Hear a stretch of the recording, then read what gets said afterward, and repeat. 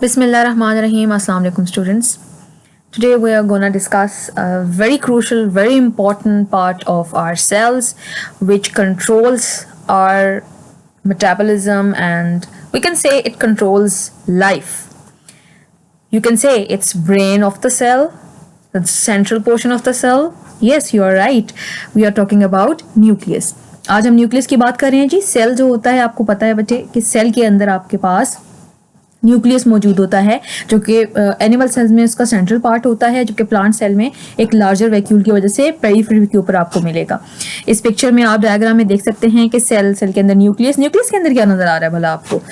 ये आपके पास chromosomes and thread like structures and which are composed of DNA, और डीएनए के अंदर आपको पता है जीन्स होते हैं, और जीन्स जो हैं वो बेस हैं आपके पास पूरे मेटाबॉलिज्म की। जो प्रोटीन्स आपकी बॉडी में बनती हैं, जो आपके पास फंक्शंस हो रहे होते हैं, फिजियोलॉजी है, वो सारी किसकी मरहून मिन्नत है? आपके पास जीन्स की मरहून मिन्नत है।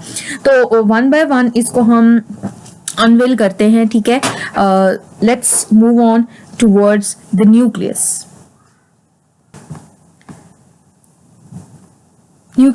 तो न्यूक्लियस जो है, सबसे पहले इसकी डिस्कवरी देख लेते हैं। आपके पास प्रेजेंस ऑफ न्यूक्लियस सबसे पहले रिपोर्ट की थी रॉबर्ट ब्राउन ने कब की थी? 1831 के अंदर, ठीक है।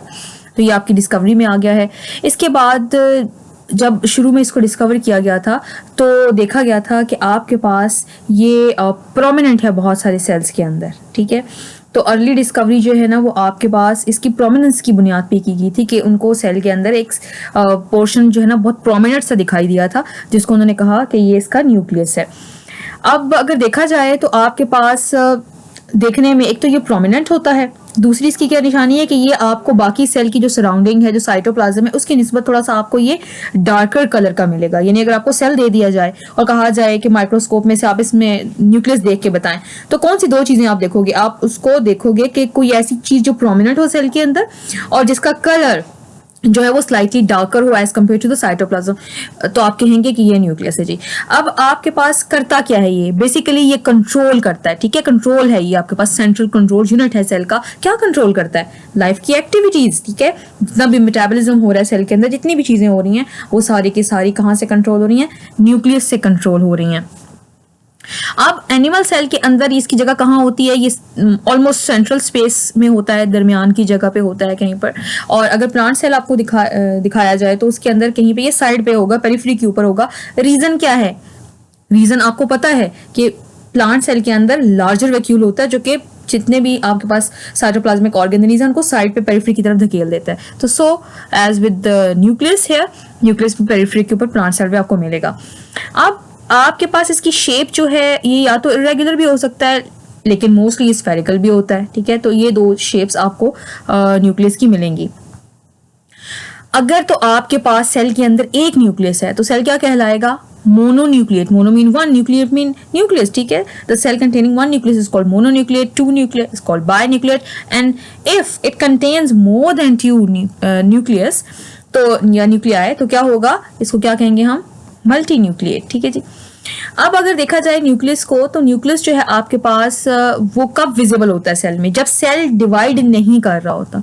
इट मीन जब सेल डिवाइड कर रहा होगा तो न्यूक्लियस सिस्टम आपको विजिबल नहीं होगा, ठीक है। उस टाइम पे न्यूक्लियस की जगह आपको क्रोमेटिन मटेरियल मिलेगा, जो कि आपके पास अरेंज होता है in the form of chromosomes. तो आपको नॉन डिवाइडिंग सेल में न्यूक्लियस नजर आएगा और साथ में क्रोमेटिन मटेरियल होगा, और डिवाइडिंग सेल के अंदर आपको क्रोमेटिन मटेरियल भी नजर नहीं आएगा। क्रोमेटिन मटेरियल स्पेशलाइज्ड फॉर्म में अरेंज होकर नजर आएगा, जिसको हम कहते हैं क्रोमोसोम्स। तो नॉन डिवाइडिंग सेल में न्यूक्लियस एंड डिवाइडिंग सेल में आपको क्रोमोसोम्स दिखाई देंगे।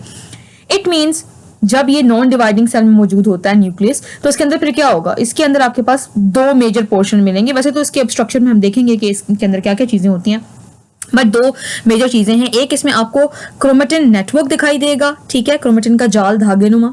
और दूसरा जो है आपके पास इसमें साइटोप्लाज्म की तरह का एक सब्सटेंस होगा, सॉल्युबल सैप होगी, जिसको हम साइटोप्लाज्म तो नहीं कहेंगे, ऑब्वियसली न्यूक्लियस का है, तो इसको हम कौन सा प्लाज्म कहेंगे? न्यूक्लियोप्लाज्म। और डिवाइडिंग सेल्स जो है उसके अंदर आपको क्रोमेटिन मटेरियल भी दिखाई नहीं देगा, यानी इसमें कोई न्यूक्लियोप्लाज्म नहीं है, कोई क्रोमेटिन मटेरियल नहीं है, तो फिर किधर गया सारा कुछ? वो अरेंज हो गया है in the form of thread like structures, जो कि कंडेंस फॉर्म में आपको अभी हम इंशाल्लाह टॉपिक नेक्स्ट कवर भी करेंगे, जिनको हम क्या कहते हैं? क्रोमोसोम्स। अब जो हेरिडिटी मटेरियल होता है वो mostly in the form of chromosomes क्या करता है? वो कंट्रोल करता है सेलुलर एक्टिविटीज को। आपके पास न्यूक्लियस की केमिकल कंपोजिशन अगर पूछी जाए तो न्यूक्लियस की केमिकल कंपोजिशन में आपको डीएनए भी मिलेगा, आरएनए भी मिलेगा, प्रोटीन जिसमें डिफरेंट एंजाइम्स होंगे ये मिलेंगे। तो अक्सर पेपर में पूछ लिया जाता है कि what is chemical composition of nucleus, तो आपको पता होगा इसमें डीएनए भी है। अक्सर बच्चे समझते हैं कि सिर्फ न्यूक्लियस में क्या होता है डीएनए, ऐसा नहीं होता।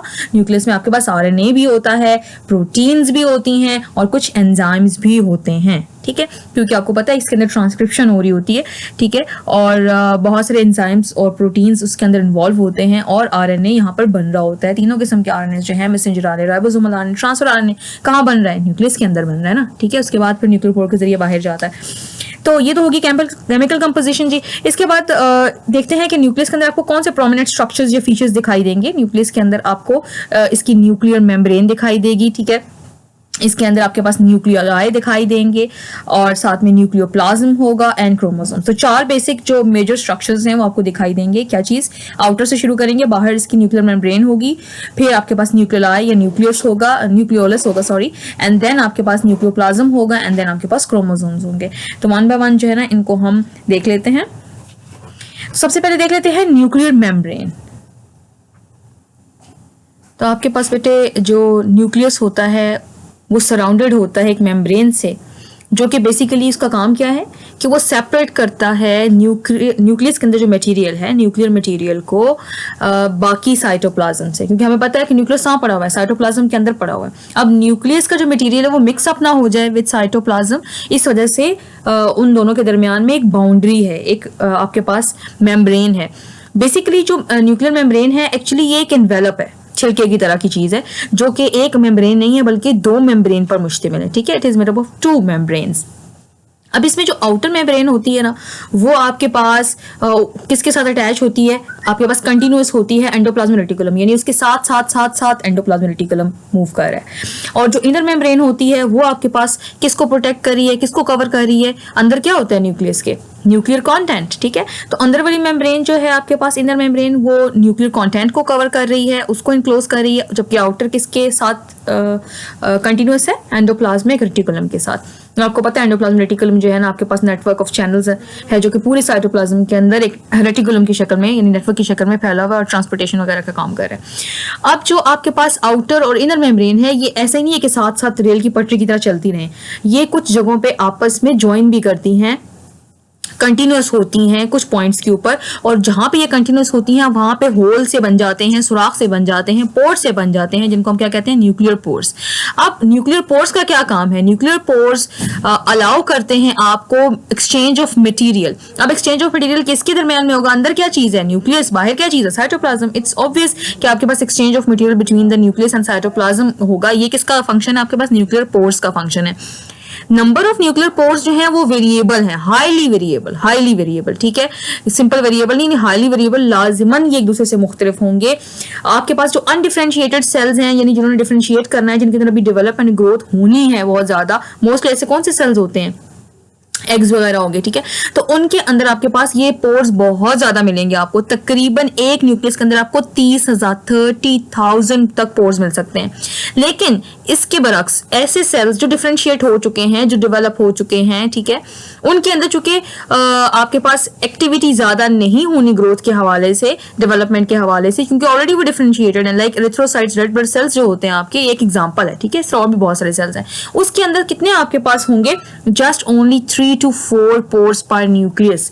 इसकी रीजन भी अभी मैंने बातों बातों में आपको बता दी। क्या रीजन है इसकी? एग्जैक्टली आपके पास जहां मेटाबॉलिज्म ज्यादा हो रहा है, जहां पर आपके पास सेलुलर एक्टिविटी ज्यादा हो रही है, तो ऑब्वियस इसको कंट्रोल कौन कर रहा है? न्यूक्लियस भी वहां से मटेरियल आएंगे, तो इट मींस वहां पर मूवमेंट ज्यादा है। तो वहां पे 3 या 4 पोर काफी नहीं होंगे उस मूवमेंट को कराने के लिए, तो वहां पर तकरीबन 30,000। और जहां पर आपके पास वो ऑलरेडी डेवलप हो चुका है, नॉर्मल फंक्शन बॉडी का परफॉर्म हो रहा है सेल के अंदर, तो वहां पर आपके पास एक्सेसिव आपके पास क्लीवेज भी नहीं है, और भी बहुत सारी चीज़ें जो है वहाँ पर नहीं चल रही हैं, उसने पल उसकी मेटाबॉलिज्म के अंदर शिफ्ट नहीं आ रही है, तो दैट इज़ वाई वहाँ पे स्मूथली निज़ाम चल रहा है, तो वहाँ पर इतनी ज़्यादा पोर्स की ज़रूरत नहीं है। अच्छा, अब आपके पास जो पोर है उसका एक डेफिनेट स्ट्रक्चर होता है, ठीक है, और जो कि कंट्रोल करता है आपके पास ट्रैफिक, यानी सब्सटेंस अंदर जा रहे हैं या बाहर आ रहे हैं, और वो फिर डिफरेंट वहाँ पे प्रोटीन कॉम्प्लेक्सेस वगैरह होते हैं। वो हमारा टॉपिक नहीं है, वो हायर क्लासेस के अंदर आप देख लोगे। नेक्स्ट जो आपके पास इंपॉर्टेंट पार्ट है न्यूक्लियस का, दैट इज न्यूक्लियोलस, ठीक है। ज्यादा होंगे तो न्यूक्लियोलाई होंगे, सिंगल होगा तो न्यूक्लियोलस। ये क्या होता है? ये आपके पास एक डार्कली स्टेन्ड बॉडी है न्यूक्लियस के अंदर। जैसे आपका न्यूक्लियस एक स्लाइटली डार्कर कलर का एक मतलब स्ट्रक्चर था जो कि साइटोप्लाज्म के अंदर था, ऐसे ही आपके पास साइटोप्लाज्म के अंदर जैसे न्यूक्लियस है, बिल्कुल वैसे ही न्यूक्लियस के अंदर डार्कली स्टेन्ड बॉडी जो है वो न्यूक्लियोलस है। लेकिन फर्क क्या है? न्यूक्लियोलस जो है वो मेम्ब्रेनस नहीं होता, ये मेम्ब्रेनस बाउंड्रीज की नहीं होती, नॉन मेम्ब्रेन बाउंडेड स्ट्रक्चर है। और बेसिकली ये क्या, न्यूक्लियस किसको सेपरेट करता था? न्यूक्लियर मेम्ब्रेन किसको सेपरेट करती थी? आपके पास साइटोप्लाज्म एंड न्यूक्लियोप्लाज्म को। तो आपके पास ये बाकी जो आपके पास मौजूद है न्यूक्लियर मटेरियल, उससे ये सेपरेट होगा, इसीलिए डार्कली स्टेन्ड होगा, बट ये मेम्ब्रेन बाउंडेड नहीं होगा। ठीक है, अब एक सेल के अंदर आपके पास एक न्यूक्लियोलाई भी हो सकता है, एक से ज्यादा भी न्यूक्लियोलाई हो सकते हैं। बेसिकली आपके पास जो राइबोसोमल आरएनए है वो बनता भी यहाँ पे है और स्टोर भी यहाँ पे होता है। तो ये आप पहले भी पढ़ चुके हैं कि आपके पास राइबोसोमल आरएनए न्यूक्लियोलस के अंदर बनता है और वहीं स्टोर होता है। बेसिकली स्ट्रक्चर वाइज देखा जाए तो इसके दो आपको रीजन्स दिखाई देंगे। एक वो रीजन होगा जो इसकी पेरिफेरी पे होगा, वो ग्रेन्युलर पार्ट इसका बनाएगा, और वहां पर आपके पास राइबोसोमल सब यूनिट्स होते हैं जो कि प्रिकर्सर, मतलब आपको पता है राइबोसोमल सब यूनिट्स जो है वो राइबोसोम्स के प्रिकर्सर, वहां पर प्रिकर्सर्स मौजूद होंगे राइबोसोमल सब यूनिट्स के। और आपके पास जो इसका नेक्स्ट पार्ट है दैट इज सेंट्रल पार्ट, यानी आउटर पेरिफेरी है, वहां पर आपके पास प्रिकर्सर्स ऑफ राइबोसोमल सब यूनिट्स हैं। और जो इनर पार्ट है वो आपके पास सेंट्रल फाइब्रिलर पार्ट है, और इसके अंदर आपके पास आपको लॉन्ग लेंथ के मॉलिक्यूल्स मिलेंगे, लार्ज मॉलिक्यूलर वेट के आपको आरएनएस भी मिलेंगे और राइबोसोमल डीएनए भी मिलेगा, क्योंकि यहीं पर आपके पास ट्रांसक्रिप्शन हो रही है उसकी। ठीक है, अच्छा जी, इसके बाद अब जो आपके पास न्यूक्लियोलस है, यानी बेसिकली हम कह सकते हैं ये वही जगह है जहाँ पर राइबोसोम न सिर्फ बनते हैं, असम्बल होते हैं, और बल्कि आपके पास ट्रांसपोर्टेशन भी यहीं से होती है। और किसके जरिए ट्रांसपोर्टेशन होगी? न्यूक्लियर पोर के जरिए वो न्यूक्लियस से बाहर मूव कर जाएंगे। और न्यूक्लियस से मूव करके बाहर कहाँ जाएंगे? न्यूक्लियर पोर्स के थ्रू। बाहर क्या चीज़ है? साइटोप्लाज्म है ना। ठीक है, तो साइटोप्लाज्म में आपको पता है कि या तो फिर वो साइटोप्लाज्म में फ्रीली होंगे, मूव करेंगे, या तो फिर वो अटैच हो जाएंगे to the endoplasmic reticulum and forms of endoplasmic reticulum. And you know that proteins कहाँ बनती हैं? राइबोसोम्स के अंदर बनती हैं। ठीक है जी, राइबोसोम्स की हेल्प से बनती है, उनके अंदर नहीं बनती, उनकी हेल्प से बनती हैं, और वो मैसेंजर आरएनए के ऊपर अटैच होकर फिर आपके पास ट्रांसलेशन का प्रोसेस सर अंजाम देता है। इस फिगर के अंदर आपको एक जनरलाइज स्ट्रक्चर दिखा दिया गया है न्यूक्लियस का। ठीक है, न्यूक्लियस के अंदर आप देख सकते हैं बेटे, ये इसका इन्वेलप है, इस इन्वेलप के ऊपर आपको जगह जगह न्यूक्लियर पोर भी दिखाई दे रहे हैं, और इसके अंदर आप देख सकते हैं आपको ये नेटवर्क सा दिखाई दे रहा है। ठीक है, धागे नुमा स्ट्रक्चर। ये क्या है? आपके पास क्रोमेटिन मटेरियल है, और ये जो आपके पास दरमियान में भी हो सकता है, साइड पे भी हो सकता है, डार्कली कलर की ये बॉडी है, दिस इज न्यूक्लियोलस। ठीक है, और अभी हम न्यूक्लियर मेम्ब्रेन को भी देख लेते हैं, न्यूक्लियर एनवेलप को, क्योंकि हमने देखा था कि उसके दो आपके पास मेम्ब्रेन थी न्यूक्लियर एनवेलप के अंदर, एक कंटिन्यूअस थी with endoplasmic reticulum and second one with the nuclear material. जी तो बेटे, इस फिगर के अंदर आपको नजर आ रहा है न्यूक्लियर एनवेलप। ठीक है, ये अब आपके पास इसकी इनर न्यूक्लियर लैमिना है। ठीक है, जो कि इनसाइड न्यूक्लियस का जो मटेरियल है उसके साथ ही कंटिन्यूस है, उसके साथ उसको प्रोटेक्ट कर रहा है। और ये आपके पास आउटर है, और ये आउटर के साथ कंटिन्यूस होगा विद एंडोप्लाज्मिक रेटिकुलम। और आपके पास क्या होता है जी, ये यहाँ पर आपको न्यूक्लियर पोर्स दिखाई दे रहे हैं, दीज आर न्यूक्लियर पोर्स। कुछ जगहों पे आपको राइबोसोम्स भी अटैच मिलेंगी। ठीक है जी, और क्यों अटैच मिलेंगे? क्योंकि आपको पता है ये जो आउटर मोस्ट है ये अब आपके पास कंटिन्यूस है विद एंडोप्लाज्मिक रेटिकुलम। और न्यूक्लियर पोर का जो स्ट्रक्चर है ये आपको देखें, ये कुछ इस तरह का स्ट्रक्चर है। यहाँ से फिर यहाँ पर प्रोटीन कॉम्प्लेक्सेस होते हैं जो कि इसको हेल्प आउट करते हैं कि वो मटेरियल्स की ट्रांसपोर्ट को कंट्रोल कर सके। कुछ इस तरह का आपको न्यूक्लियर एनवेलप जो है ना वो दिखाई देगा। इस डायग्राम के अंदर बेटे आपको न्यूक्लियोलस का थोड़ा सा डिटेलिंग बताई हुई है कि यहाँ पर आप देख सकते हैं आपको इसका ग्रेन्युलर कंपोनेंट भी दिखाई दे रहा है। ठीक है, और आपको इसका फाइब्रिलर सेंटर भी दिखाई दे रहा है, और इसके अंदर जो है ना आपको ग्रेन्युलर कंपोनेंट के अंदर प्री राइबोसोम असेंबली जो है ना वो दिखाई देगी, और आपके पास फाइब्रिलर सेंटर जो है आपके पास वो आपके पास राइबोसोमल आरएनए पे मुश्तमिल है, वहाँ ट्रांसक्रिप्शन हो रही है। और इसमें भी दो पार्ट्स आपको दिखाई दे रहे हैं, एक आपके पास अंदर आपको ग्रे कलर का दिखाई दे रहा है जो कि फाइब्रिलर सेंटर है, जहाँ के इसके अंदर आपके पास राइबोसोमल आरएनए की ट्रांसक्रिप्शन हो रही है, और इसी के साथ ये थोड़ा सा गाढ़ा ब्लू कलर का ये आप देख सकते हैं यहाँ पर, ये इसकी आउटर बाउंड्री जो है वो दिखाई दे रही है, that is dense fibrillar component. इसके अंदर आपके पास प्री राइबोसोमल आरएनए की प्रोसेसिंग हो रही होती है, यानी पहले आपके पास राइबोसोमल आरएनए बना, उसकी फिर सेकंड नंबर जो बाहर डेंस एरिया है उसकी प्रोसेसिंग हुई और बिल्कुल फर्दर बाहर क्या हो जाएगा, ग्रेन्यूल्स की फॉर्म में प्री राइबोसोम्स की असेंबली बन जाएगी, जो यहाँ पे आपको ग्रेन्यूल्स की शक्ल में ये दिखाई दे रहा है। तो दो इसके पोर्शंस हो गए न्यूक्लियोलस के। एक और चीज़ हमने अभी डिस्कस की थी कि हमने कहा था कि आपके पास जो नॉन डिवाइडिंग सेल्स होते हैं उनके अंदर आपको न्यूक्लियस दिखाई देगा, जबकि डिवाइडिंग सेल्स में आपको नहीं दिखाई देगा। डिवाइडिंग सेल्स में आपको क्रोमोसोम्स दिखाई देंगे। तो इस फिगर में आपको वही इंडिकेट किया गया है। यहाँ पे आप देख सकते हो कि नॉन डिवाइडिंग सेल है, इसमें न्यूक्लियस दिखाई दे रहा है और न्यूक्लियस में आपको क्या चीज़ दिखाई दे रही है, क्रोमेटिन। और यहाँ पर आप ये देख सकते हो लाइट से कलर का आपको, ये थोड़ा सा डार्कली स्टेन्ड है, यहाँ पर आपको क्या दिखाई दे रहा है, न्यूक्लियोलस भी दिखाई देगी, यानी पर्टिकुलर एक आपको न्यूक्लियस की अरेंजमेंट दिखाई देगी नॉन डिवाइडिंग सेल्स में। While in the case of dividing cells, यहाँ पे आप देखें डिवाइड हो रहे हैं सेल्स, तो इसके अंदर आपको ये देखें कुछ थ्रेड लाइक स्ट्रक्चर्स जो है ना अलग अलग होते दिखाई दे रहे हैं, प्रोमिनेंट। तो ये क्या है, दीज आर कॉल्ड क्रोमोसोम्स। ठीक है, तो आपके पास जो क्रोमेटिन है वो जैसे ही सेल डिवाइड होने वाला होता है तो वो कंडेंस फॉर्म में तब्दील होकर आपके पास क्रोमोसोम्स बना देता है। तो नेक्स्ट जो हमारा टॉपिक है that is about the chromosomes के, व्हाट आर क्रोमोसोम्स एक्चुअली। तो चलें हम अपने नेक्स्ट टॉपिक की तरफ मूव करते हैं, दैट इज क्रोमोसोम्स।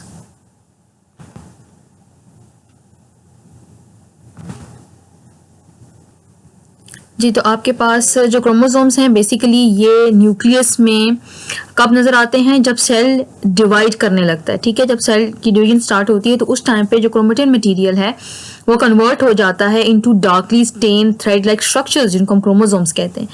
अब सवाल ये पैदा होता है कि आपके पास ये डार्कली और डीपली स्टेन्ड क्यों होते हैं जो न्यूक्लियस या उससे रिलेटेड जितनी भी चीज़ें होती हैं। रीज़न ये होती है कि जो हम डाइज इस्तेमाल करते हैं ना, आप कोई भी चीज़ जो आप देखते हो माइक्रोस्कोप में, उसको विजिबल करने के लिए हम डिफरेंट डाइज का इस्तेमाल करते हैं। ठीक है, तो यहाँ पर हम बेसिक डाइज का इस्तेमाल करेंगे due to the chromatin material. क्यों, क्रोमेटिन मटेरियल एसिडिक है।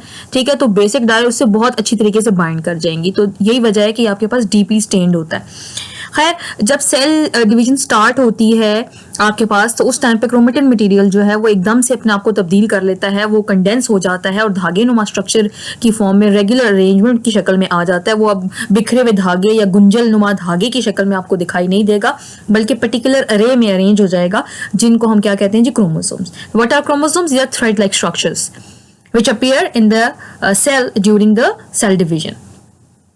अच्छा, अब जो कंपाउंड माइक्रोस्कोप है उसके अंदर अगर आप देखोगे तो उसके नीचे आपको क्रोमोसोम्स कैसे दिखाई देंगे कि इनका आपको एक सेंट्रल पॉइंट दिखाई देगा, सेंट्रोमियर, जिसके साथ उसकी कुछ आर्म्स जुड़े हुए हैं। ठीक है, यानी आपको आर्म्स दिखाई देंगे और आपको सेंट्रोमियर दिखाई देगा। अब ये सेंट्रोमियर क्या होता है? सेंट्रोमियर वो जगह होती है जहां पर आपके पास जब सेल डिवाइड करता है तो स्पिंडल फाइबर आके अटैच होते हैं। ठीक है, क्योंकि इसके ऊपर एक पर्टिकुलर आपके पास जगह है, स्ट्रक्चर इसको काइनेटो कोड बोलते हैं, वो इसके ऊपर लोकेटेड होता है। ठीक है जी, आगे चलते हैं। अब नेक्स्ट जो है आपके पास, ये तो सेंट्रोमियर हो गया। सेंट्रोमियर जो है उसके साथ में आपके पास क्रोमैटिड अटैच होते हैं। What are chromatids actually? तो आपके पास हर एक क्रोमोसोम जो है उसके अंदर दो आइडेंटिकल क्रोमैटिड्स होते हैं जब सेल डिवीजन स्टार्ट होती है उस टाइम पे। ठीक है, उसके पास दो क्रोमैटिड्स होते हैं और क्रोमैटिड को अगर देखा जाए तो क्रोमैटिड एग्जैक्ट रेप्लिका होता है क्रोमोसोम का। यानी हम ये कहते हैं ना कि जब सेल डिवीजन स्टार्ट होती है तो उस टाइम पे जो आपके पास क्रोमोसोम्स होते हैं वो डुप्लीकेटेड फॉर्म में मौजूद होते हैं। क्यों? क्योंकि उसके अंदर दो क्रोमैटिड्स होते हैं और हर एक क्रोमैटिड वो रेप्लिका है, उसकी कॉपी है क्रोमोसोम की, और जिनको सेंट्रोमियर ने जोड़ के रखा हुआ है। अब जो आपके पास क्रोमोसोम है उसकी अगर केमिकल कंपोजिशन देखी जाए, जो अक्सर पूछ भी ली जाती है, तो उसके अंदर क्या चीज़ है? उसके अंदर डीएनए भी है और उसके अंदर प्रोटीन्स भी हैं। क्योंकि आपके पास क्रोमोसोम के अंदर क्या चीज़ हो रही है, साथ में ट्रांसक्रिप्शन भी उसकी उसी टाइम पे हो रही होती है। ठीक है, जिसकी वजह से हम कहते हैं कि डीएनए है और साथ में मामूली मिकदार में प्रोटीन्स भी मौजूद हैं। और साथ में आपके पास आरएनए चूंकि हो रहा है साथ में, तो जाहिर सी बात है कि आपके पास ये सारा प्रोसेस वहाँ पे चल रहा है। और बेसिकली अभी मैं आपको जब क्रोमोसोम का स्ट्रक्चर दिखाऊंगी तो उसके अंदर आप देख भी लोगे कि क्रोमोसोम जो इस फॉर्म में अरेंज होके आ गया है, एक्चुअली इस फॉर्म में क्यों आया है? क्योंकि इसके अंदर डिफरेंट प्रोटीन्स हैं जो कि बाइंडिंग प्रोटीन्स हैं, जो कि मोस्टली हिस्टोन्स हैं और बेसिक इन नेचर हैं, क्योंकि एसिडिक है आपके पास क्या नाम है, डीएनए, तो इसकी वजह से वो कॉइल एंड सुपर कॉइलिंग के थ्रू स्ट्रक्चर में अरेंज हुए, यानी कि अगर धागे को खोला जाए क्रोमोसोम के तो वो ठीक ठाक लंबा डीएनए बनता है, ठीक है। और आपके पास वो इतनी छोटी सी स्पेस में अल्लाह ताला ने उसको पैक करके एंड रीपैक करके कैसे प्लेस किया हुआ है, तो वो उसकी डिटेल्स जो हैं वो जेनेटिक्स के अंदर हम देखेंगे। लेकिन फिलहाल इतना ही काफी है कि आप ये समझ लें कि आपके पास chromosome is basically composed of DNA and proteins, और आपके पास कहीं थोड़ी सी अमाउंट में आरएनए भी साथ में लगा हुआ होगा, लेकिन वो बहुत मामूली मिकदार है, क्योंकि आपको पता है कि ओवरऑल एक टाइम पे सारा वहां पे आरएनए मौजूद नहीं होगा, आरएनए बन के निकलता चला जाएगा। लेकिन प्रोटीन्स तो बेसिकली वो हैं ही हैं इसके साथ, तभी तो वो आपके पास क्रोमोसोम की शक्ल में अरेंज है। इंफॉर्मेशन जो है आपके पास, जो भी सेल्यूलर एक्टिविटीज हो रही हैं उसके कंट्रोल के लिए जितनी भी इंफॉर्मेशन है वो क्रोमोसोम के ऊपर लोकेटेड होती है, और क्रोमोसोम में जो डीएनए है वो डीएनए का वो स्ट्रेच जो कि वो इंफॉर्मेशन लिए हुए होता है उसको हम क्या कहते हैं, जीन्स। तो बेसिकली हम क्या कहते हैं कि क्रोमोसोम्स के ऊपर आपके पास जीन्स हैं, और यही जीन्स जो हैं नस्ल दर नस्ल ट्रांसफर हो रहे हैं, हमें हमारे पेरेंट्स से मिले और उनको उनके पेरेंट्स से मिले, और कुछ जीन्स जो हैं ड्यूरिंग जब ट्रांसफर होती है, मियोसिस माइटोसिस होती है, तो उसकी शफलिंग वगैरह भी हो जाती है, जिसकी वजह से नए कैरेक्टरिस्टिक्स भी वजूद में आते हैं, और यही एवोल्यूशन का बायस बनते हैं, और हमारी स्पीशीज सर्वाइवल के लिए भी क्रूशल हैं ये। अब जो क्रोमोसोम का नंबर है बेटे, वो डिफरेंट स्पीशीज के अंदर तो डिफरेंट है, लेकिन एक स्पीशी के अंदर वो सेम रहता है। लाइक हज़रत आदम अलैहिस्सलाम से लेके हम तक जितना भी वो क्रोमोसोमल नंबर है वो सेम है, उनमें भी 46 क्रोमोसोम्स थे, हम में भी 46 क्रोमोसोम, ठीक है। तो 46 क्रोमोसोम्स जो है ना, ये हर स्पीशी में ये आपके पास चिंपैंजी में फिक्स रहेगा, फ्रॉग का अपना होगा, अनियन का अपना होगा, फ्रूट फ्लाई का अपना होगा, लेकिन डिफरेंट स्पीशी के डिफरेंट होंगे, और आपके पास एक स्पीशी में वो जनरेशन आफ्टर जनरेशन ये नंबर कांस्टेंट रहता है। और आप लोगों ने पढ़ा हुआ है कि जब सेल डिवाइड करता है मियोसिस में, तो meiosis is responsible for maintaining this constant chromosomal number generation after generation. अगर देखा जाए कुछ यहाँ पर इंपॉर्टेंट अब आपको बताए हुए हैं क्रोमोसोमल नंबर डिफरेंट स्पीशीज के, लाइक ह्यूमंस में कितने हैं आपके पास 46 हैं, फ्रॉग के अंदर 26 हैं, चिंपैंजी के अंदर 48 क्रोमोसोम्स हैं। इसी तरीके से आपके पास फ्रूट फ्लाई जो ड्रोसोफिला मेलानोगास्टर है उसके अंदर 8 क्रोमोसोम्स आपको मिलेंगे, 16 क्रोमोसोम्स आपको अनियन में मिलेंगे, एंड 48 पोटैटो में मिलेंगे, और 14 क्रोमोसोम्स आपको मटर वगैरह में मिल जाते हैं, ठीक है। अब जो नंबर ऑफ क्रोमोसोम्स का अगर देखा जाए तो वो आपके पास सेट की फॉर्म में मौजूद होता है हर एक बॉडी सेल्स में। आपके पास जो क्रोमोसोमल नंबर है नॉर्मल बॉडी सेल्स में, जिनको हम सोमैटिक सेल्स भी कहते हैं, उनके अंदर कितने आपके पास क्रोमोसोम के सेट मौजूद होते हैं, 2 सेट मौजूद होते हैं। N is basically denoting the number the set of the chromosomes, ठीक है। जैसे हमारे पास कितने क्रोमोसोम्स हैं हमारी बॉडी में, सेल्स में, नॉर्मल बॉडी सेल्स में 46, तो ये 2 जोड़ों की शक्ल में है, 2 पेयर की शक्ल में है, तो इट मीन्स कि कितने एन है हमारे पास, 2n, ठीक है। तो वी आर डिप्लॉयड। फिर ऐसे आपके पास सेल्स जिनके अंदर एक सेट मौजूद होता है उनको हम क्या कहेंगे, हैप्लॉइड। ये कौन से सेल्स होंगे, ये नॉर्मल बॉडी सेल्स तो नहीं है, फिर ये कौन से सेल्स हैं, ये जर्म सेल्स हैं। अब जर्म सेल से क्या मुराद है, आपके पास मोस्टली जो गेमीट्स बनाते हैं उनको हम जर्म सेल्स कहते हैं, जो कि आपके गोनेड्स में मौजूद होते हैं, ओवरीज में होंगे, टेस्टिस में होंगे, ठीक है। वो सेल जिन्होंने डिवाइड होके आपको स्पर्म देना है जो कि मेल गेमीट है, और एग देना है जो कि फीमेल गेमीट है, उसके अंदर मौजूद होंगे। तो आपके पास उसमें मियोसिस के बाद आपको पता है क्रोमोसोमल नंबर हाफ हो जाता है, यानी 2 set is converted into 1 set, ठीक है। तो यहाँ पे इसको हम हैप्लॉइड कहेंगे। तो हैप्लॉइड दोनों मिलेंगे तो ही जाइगोट में डिप्लॉइड बनेगा। सपोज अगर ये सेपरेट ना हो तो क्या हो, 46 + 46 वो किधर हिसाब चला जाएगा, ठीक है।